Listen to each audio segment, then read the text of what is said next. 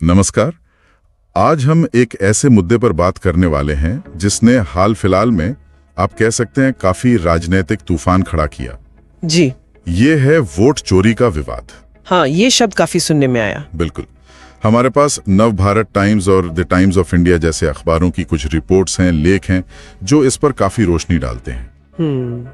तो आज कोशिश यही रहेगी कि इस पूरे मामले को समझें कि भाई आरोप क्या थे, हाँ। जवाब क्या आया, खासकर चुनाव आयोग से, राजनीतिक खींचतान कैसी रही और इसके मतलब क्या हैं। जी बिल्कुल, इस पूरे मामले की परतें खोलते हैं। चलिए शुरू करते हैं। तो ये मामला असल में गर्म आया राहुल गांधी के एक सीधे आरोप से। हाँ, उन्होंने चुनाव आयोग पर और मुख्य चुनाव आयुक्त पर भी निशाना साधा। कहा कि भाई वोटर लिस्ट में जानबूझकर गड़बड़ी हो रही है। सीधा आरोप। हाँ, और एक बहुत ही स्पेसिफिक उदाहरण भी दिया उन्होंने, काफी चौंकाने वाला। वो 30 सेकंड वाला, ध्यान खींचने वाली है। कैसे? क्योंकि राजनीतिक आरोप अक्सर या तो बहुत बड़े बड़े होते हैं या फिर किसी दस्तावेज पर। यहाँ एक बहुत ही सटीक टाइम्ड बेस्ड दावा है। इस तरह का दावा सनसनीखेज लगता है, लोगों का ध्यान खींचता है, भले ही उसे साबित करना वो बहुत मुश्किल हो। हाँ, ये 36 सेकंड वाला आंकड़ा इसे एकदम अलग बना देता है। जी, ये सिर्फ प्रक्रिया पर सवाल नहीं है, ये एक तरह से जैसे कोई डिजिटल हेरफेर हो रहा हो वैसी तस्वीर बनाता है। सही कहा। आमतौर पर तो आरोप होते हैं कि भाई प्रक्रिया में खामी है या जमीन पर धांधली हुई। बिल्कुल।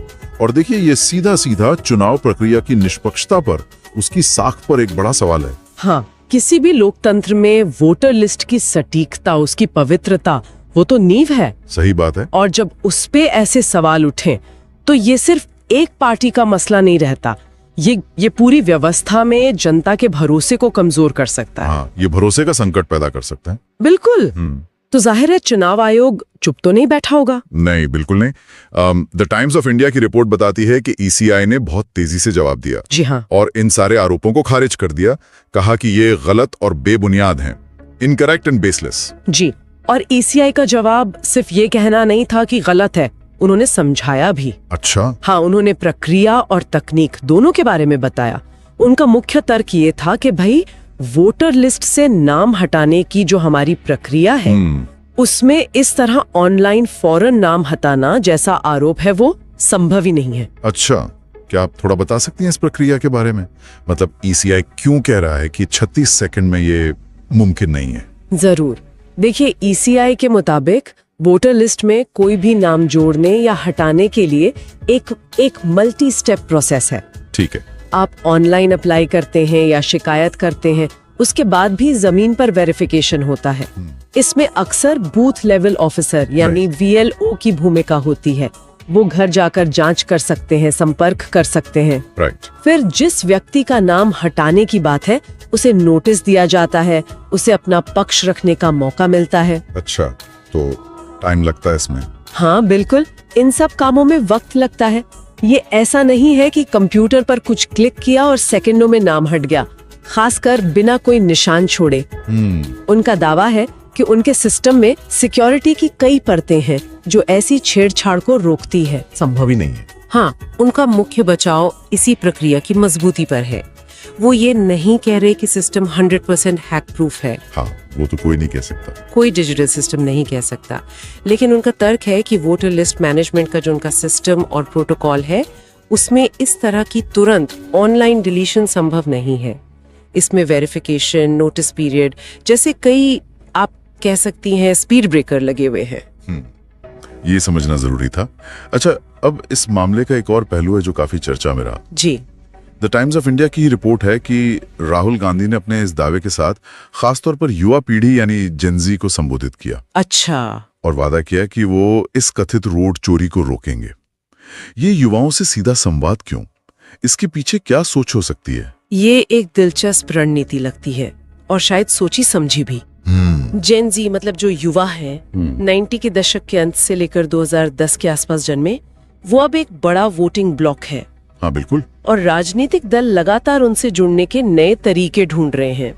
अब वोट चोरी जैसा मुद्दा जो सीधा अन्याय, सिस्टम में धांधली, पारदर्शिता की कमी की तरफ इशारा करता है, वो अक्सर युवाओं को अपील करता है। युवा पीढ़ी को आमतौर पर माना जाता है कि वो सवाल उठाते हैं, बदलाव चाहते हैं। तो क्या ये माना जाए कि वोट चोरी जैसा भावनात्मक मुद्दा वो युवाओं को जो पारंपरिक मुद्दे हैं जैसे अर्थव्यवस्था, रोजगार, उनसे ज्यादा खींच सकता है? इसकी काफी संभावना है।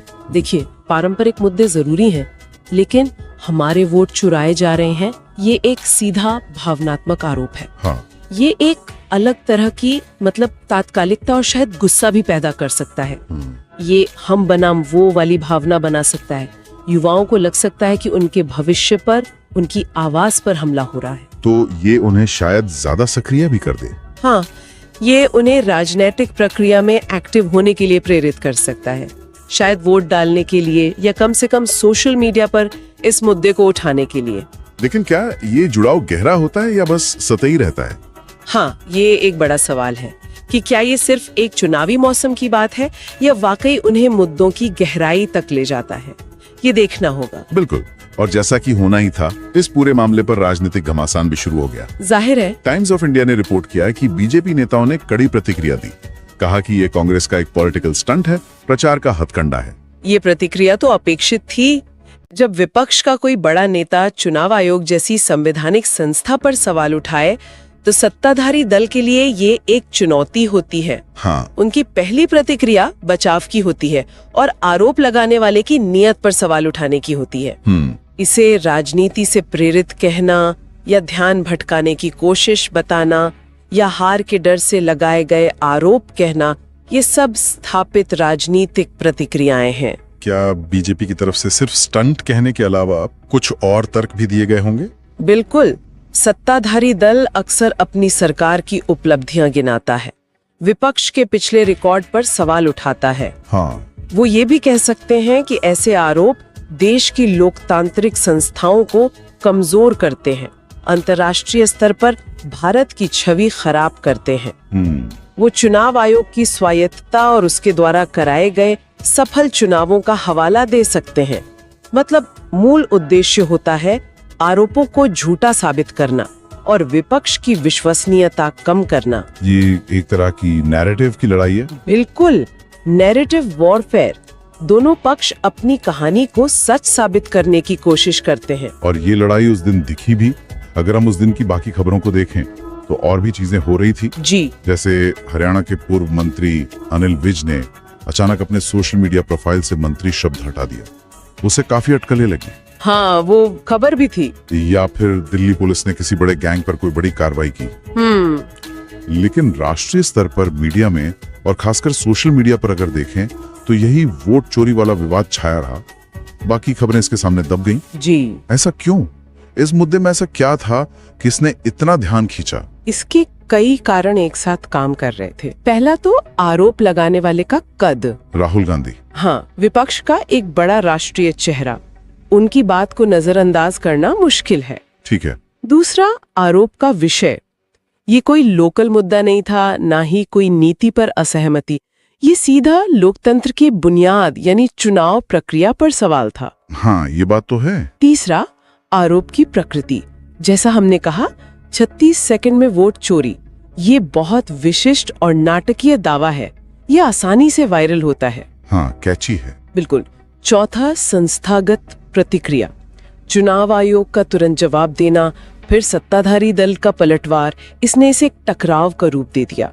और टकराव हमेशा मीडिया और जनता की रुचि बनाए रखता है। और शायद वो जेनजी वाला एंगल भी इसमें जुड़ गया। निश्चित रूप से युवा वोटरों को टारगेट करने की रणनीति ने इसे एक और आयाम दिया और सोशल मीडिया का इसमें बहुत बड़ा रोल है। हाँ, आजकल तो सब वही है। वोट चोरी जैसा हैशटैग आसानी से ट्रेंड कर सकता है। ये दिखाता है कि राजनीतिक विवाद अब सिर्फ अखबारों या टीवी तक सीमित नहीं है, वो डिजिटल दुनिया में बहुत तेजी से फैलते हैं। सही। इसकी तुलना में किसी पूर्व मंत्री का प्रोफाइल बदलना या पुलिस की कार्रवाई, वो जरूरी खबरें हो सकती हैं, लेकिन उनमें वो राष्ट्रीय टकराव वाला तत्व नहीं था जो इस वोट चोरी विवाद में था।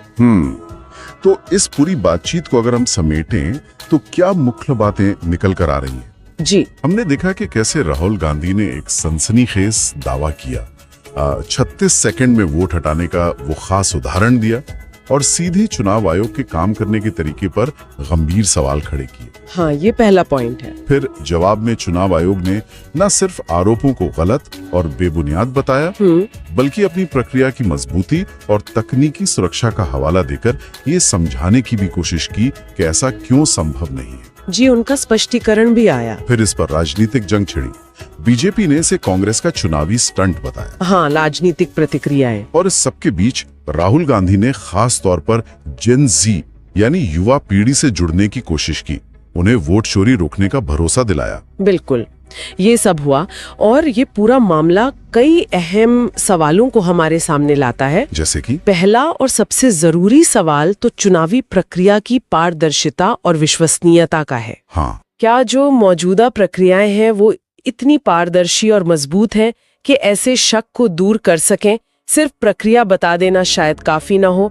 जनता का विश्वास बनाए रखने के लिए और क्या किया जा सकता है? ये एक अहम सवाल है और तकनीकी भूमिका पर भी सवाल उठता है। हाँ, दूसरा अहम सवाल वही है, तकनीक का इस्तेमाल और उसकी सुरक्षा। जैसे जैसे चुनावी प्रक्रियाएं ज्यादा डिजिटल हो रही हैं, वोटर लिस्ट मैनेजमेंट से लेकर वोटिंग तक उनकी सिक्योरिटी और ऑडिटिंग की क्या व्यवस्था है? क्या मौजूदा सिस्टम हर तरह की छेड़छाड़ रोकने में सक्षम है या उसमें कमजोरियां हैं जिनका फायदा उठाया जा सकता है? हाँ, और तीसरा पहलू आपने राजनीतिक रणनीतियों का बताया था। बिल्कुल, तीसरा पहलू है राजनीतिक दलों की रणनीतियां, खासकर युवाओं को लुभाने के लिए। क्या वोट चोरी जैसे भावनात्मक सनसनीखेज मुद्दे वाकई युवाओं को राजनीति से ठीक से जोड़ते हैं या ये सिर्फ तात्कालिक फायदे के लिए इस्तेमाल होने वाले हथियार हैं? और ये मुद्दे हमारे लोकतांत्रिक विमर्श की क्वालिटी पर कैसा असर डालते हैं? सही, ये सारे सवाल इस एक विवाद से कहीं ज्यादा गहरे और दूर तक जाते हैं। बिल्कुल सही कहा आपने।